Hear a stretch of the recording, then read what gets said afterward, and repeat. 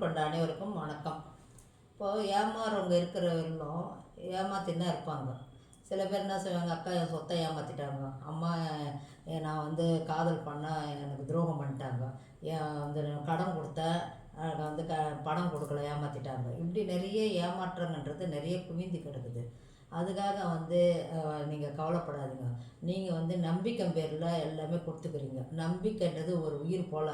நம்பிக்கை வச்சு தான் நீங்கள் உயிரோடு பண்ணி உங்களுடைய பொருளையோ பணத்தையோ நீங்கள் எல்லாமே பண்ணியிருக்கிறீங்க. அதுக்காக வந்து நீங்கள் கவலைப்படாமல் ஏமாற்றிட்டாங்களா, சரி இதுவும் கடந்து போகும்ன்ட்டு நீங்கள் வந்து அதை மறந்துட்டு, நம்மளுக்கு ஏதோ கர்ம வினை, முன் ஜென்மத்து கர்ம வினை போகுது, இந்த படம் போச்சா, இந்த சொத்து போச்சா, அதை விட்டுட்டு போயின்னு இருக்கு. ஆனால் காலம் காலம் வந்து கண்டிப்பாக வந்து ஒரு பதில் சொல்லும். இறைவன் வந்து இயற்கை பார்த்துன்னு தான் இருக்குது.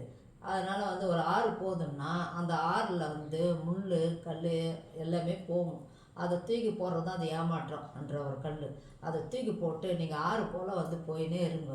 கண்டிப்பாக வந்து ஆனால் ஏமாத்தினவங்களுக்கு கண்டிப்பாக வந்து தண்டனை இருக்குது. அவங்க நல்லபடியாக இருந்ததா சரித்திரமே கிடையாது. நீங்கள் கவலைப்படாத, நீங்கள் ரன் பண்ணினே போங்க லைஃப்பை. கண்டிப்பாக நீங்கள் நல்லா இருப்பீங்க. நன்றி, வணக்கம்.